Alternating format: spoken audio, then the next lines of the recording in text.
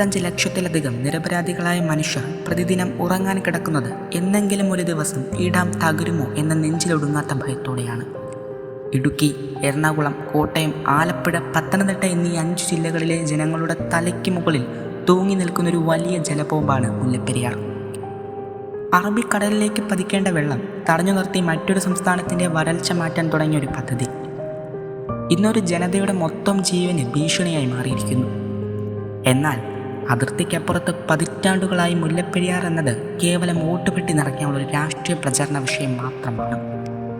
തെരഞ്ഞെടുപ്പുകൾ വരുമ്പോഴെല്ലാം അവിടുത്തെ കർഷകരെയും പൊതുജനങ്ങളെയും വൈകാരികമായി ഇളക്കിവിട്ട് രാഷ്ട്രീയ നേട്ടം കൊയ്യാനാണ് നേതാക്കൾ ശ്രമിക്കുന്നത്.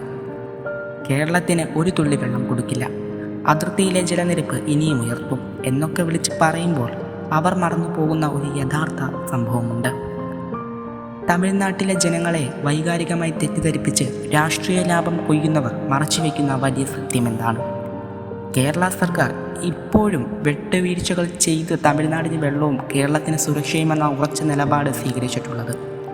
നമ്മൾ തമിഴ്നാട്ടിലെ സാധാരണ ജനങ്ങൾക്ക് എതിരല്ല. എന്നാൽ കൊളോണിയൻ കാലത്തെ പേപ്പർ ചതിയുടെയും തമിഴ്നാട്ടിലെ രാഷ്ട്രീയക്കാരുടെ സ്വാർത്ഥതയുടെയും സത്യങ്ങൾ ലോകമറിയേണ്ടതുണ്ട്.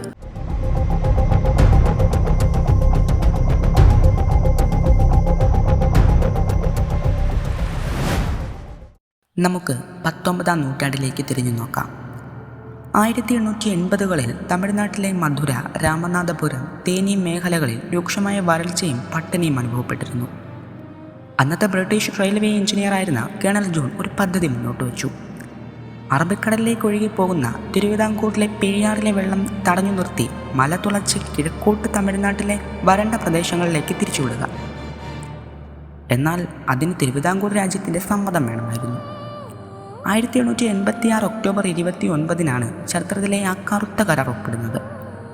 അന്നത്തെ തിരുവിതാംകൂർ മഹാരാജാവ് വിശാഖം തിരുനാൾ രാമവർമ്മ ഈ കരാറിന് തികച്ചും എതിരായിരുന്നു. സ്വന്തം നാടിൻ്റെ വിഭവങ്ങൾ മറ്റൊരു രാജ്യത്തിന് അടിയറവ് വയ്ക്കാൻ അദ്ദേഹം ആഗ്രഹിച്ചില്ല. പക്ഷേ അന്നത്തെ മദ്രാസ് ബ്രിട്ടീഷ് ഭരണകൂടത്തിൻ്റെ പ്രതിനിധി തിരുവിതാംകൂറിന് മേൽ കടുത്ത നയതന്ത്ര ഭീഷണിയുമായെത്തി.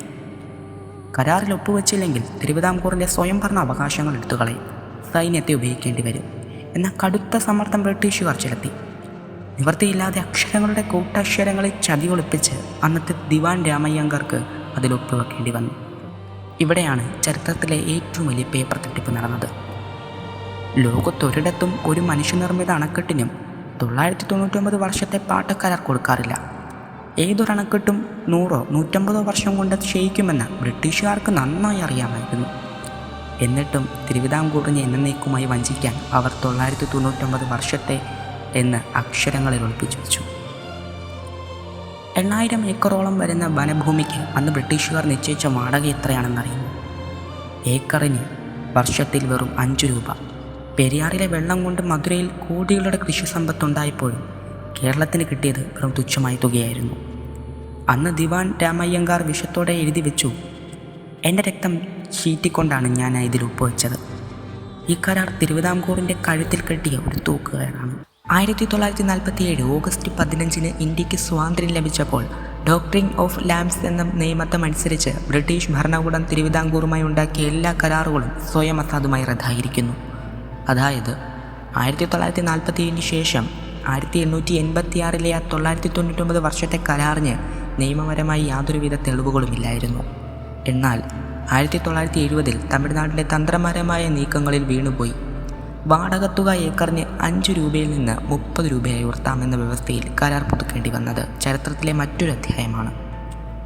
എങ്കിലും പിന്നീട് വന്ന കേരള സർക്കാരുകൾ അണക്കെട്ടിൻ്റെ അപകടാവസ്ഥ ചൂണ്ടിക്കാണിച്ചും ജനങ്ങളുടെ സുരക്ഷ മുൻനിർത്തിയും ശക്തമായ നിയമ പോരാട്ടങ്ങൾ തന്നെയാണ് നടത്തിക്കൊണ്ടിരിക്കുന്നത്.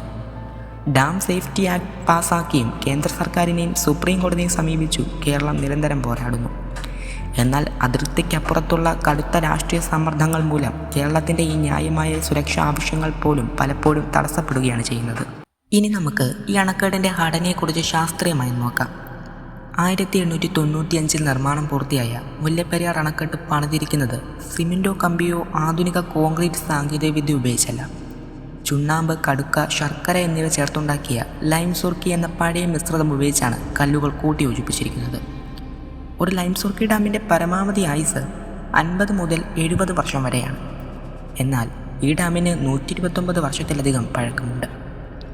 ഡാമിനുള്ളിലൂടെ നിരന്തരം വെള്ളം ചോർന്നിറങ്ങുമ്പോൾ ഉള്ളിലെ ചുണ്ണാമ്പ് മിശ്രിതം അലിഞ്ഞു പുറത്തേക്ക് ഒഴുകുകയാണ്. ഇതിനെയാണ് സ്വീപ്പേജ് എന്ന് പറയുന്നത്. അതായത് ഡാമിനെ ഉറപ്പിച്ചു നിർത്തുന്ന മാധ്യമം തന്നെ ദിവസവും ചോർന്നു പോയിക്കൊണ്ടിരിക്കുന്നു. ഇതിൻ്റെ ഫലമായി ഡാമിൻ്റെ ഉള്ളിൽ വലിയ വിള്ളലുകളും ശൂന്യതകളും രൂപപ്പെടുന്നു. ഐക്യരാഷ്ട്രസഭയുടെ അന്താരാഷ്ട്ര റിപ്പോർട്ട് പ്രകാരം ലോകത്തെ ഏറ്റവും അപകടാവസ്ഥയിലുള്ള അടിയന്തരമായി പൊളിച്ചു നീക്കേണ്ട പ്രായമായ ഡാമുകളിൽ പട്ടികയിൽ മുല്ലപ്പെരിയാർ ഒന്നാമതാണ്. എന്നിട്ടും അതിർത്തിക്കപ്പുറമുള്ള പ്രചരണം ഈ ഡാം ഇന്നും പുതിയതുപോലെ ഉറപ്പുള്ളതാണ് എന്നാണ്.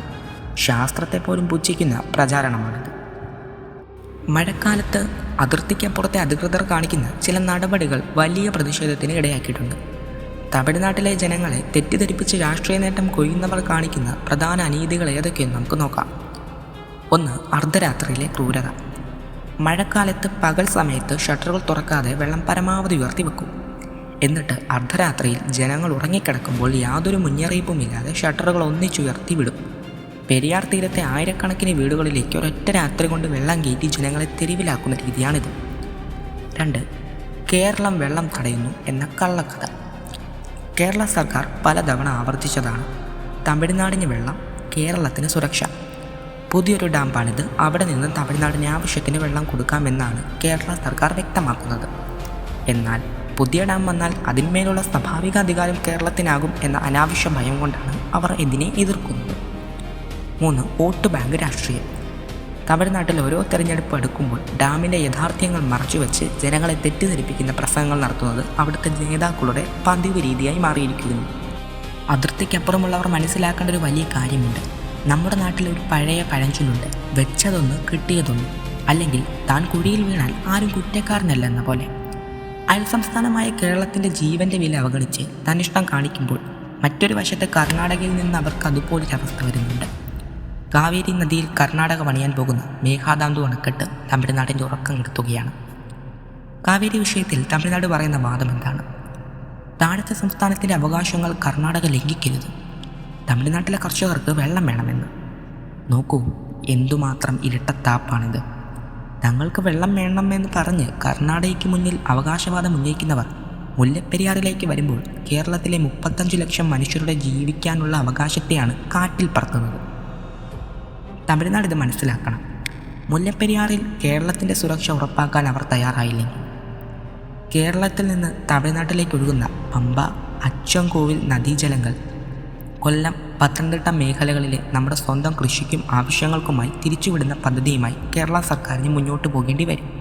ഇനി അവർക്ക് അങ്ങനെ ഒരു തിരിച്ചടി കിട്ടുമെന്ന് സാരം. വഞ്ചന കാണിച്ചാൽ കാലം കഴുതി വച്ചിരിക്കുന്ന തിരിച്ചടികൾ അതിക്രൂരമായിരിക്കും. ഇത് തമിഴ്നാട്ടിലെ സാധാരണ കർഷകരോടോ ജനങ്ങളോടോ ഉള്ള എതിർപ്പല്ല, മറിച്ച് അവിടുത്തെ രാഷ്ട്രീയ പ്രചരണങ്ങൾക്കും അനീതിക്കുമെതിരെ സ്വന്തം ജീവൻ നിലനിർത്താൻ വേണ്ടി മലയാളി ജനത നടത്തുന്ന സത്യസന്ധമായ പോരാട്ടമാണ്. 1886 ബ്രിട്ടീഷുകാർ എഴുതി വെച്ച ആ വഞ്ചനാപരമായ പേപ്പറിനേക്കാൾ വിലയുണ്ട് ഇവിടെ ജീവിക്കുന്ന മനുഷ്യരുടെ ജീവന്. കേരള സർക്കാർ മുന്നോട്ട് വയ്ക്കുന്ന ന്യായമായ നിലപാട് തന്നെയാണ് ഏക പരിഹാരം. തമിഴ്നാടിന് വെള്ളം, കേരളത്തിന് സുരക്ഷ.